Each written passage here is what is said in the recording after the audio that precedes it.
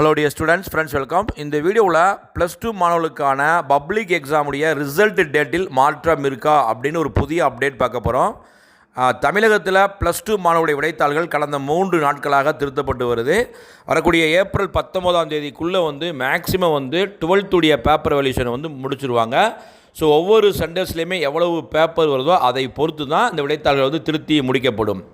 இப்போ தேர்வுத்துறை சார்பாக விடைத்தாள்கள் முன்கூட்டியே திருத்தி முடிக்கப்பட்டால் அந்த ரிசல்ட்ஸ் உடைய தேதி ஓரிரு தினங்களுக்கு முன்னாடி வெளியிடப்படலாம் அப்படிங்கிற ஒரு அப்டேட் தான் பார்க்க போகிறோம்.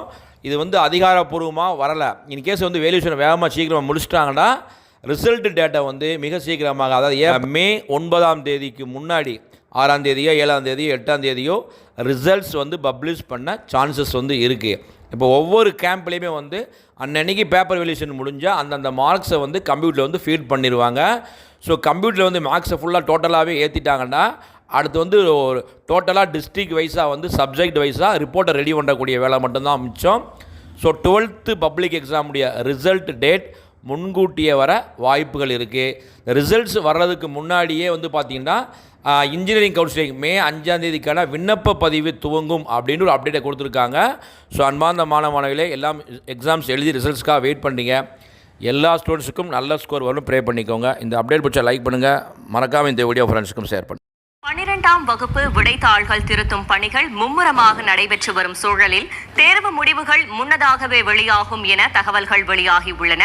தமிழகத்தில் 12ஆம் வகுப்பு பொதுத் தேர்வு கடந்த மாதம் 25ஆம் தேதியோடு முடிவடைந்தது. இதைத் தொடர்ந்து கடந்த 4ஆம் தேதி முதல் தமிழகம் முழுவதும் கிட்டத்தட்ட ஒரு 80 மையங்களில் விடைத்தாள்கள் திருத்தக்கூடிய பணிகள் விறுவிறுப்பாக நடைபெற்று வருகின்றன. 40,000த்திற்கும் அதிகமான ஆசிரியர்கள் இந்த பணிகளில் ஈடுபட்டிருக்கிறார்கள். இப்படிப்பட்ட சூழலில் தேர்வு முடிவுகள் வரக்கூடிய மே மாதம் 9ஆம் தேதி வெளியாகும் என்று ஏற்கனவே தேர்வுத்துறை அறிவித்திருக்கிறது. இந்த 9ஆம் தேதிக்கு முன்னதாகவே, ஒரு சில தினங்கள் முன்னதாகவே தேர்வு முடிவுகள் வெளியாகும் என்றும் தகவல்கள் வெளியாகி இருக்கின்றன. விடைத்தாள் திருத்தும் பணிகள் திட்டமிட்டபடி முன்கூட்டியே, அதற்கு முன்னதாகவே பணிகள் முடிவடைந்து விட்டால் தேர்வு முடிவுகளும் முன்னதாகவே வெளியாகும் என்று தகவல்கள் வெளியாகி இருக்கிறது. தமிழகத்தில் கலை அறிவியல் மற்றும் பொறியியல் உள்ளிட்ட உயர்கல்வியில் அதிகமான மாணவர்கள் ஒவ்வொரு ஆண்டும் சேர்கிறார்கள்.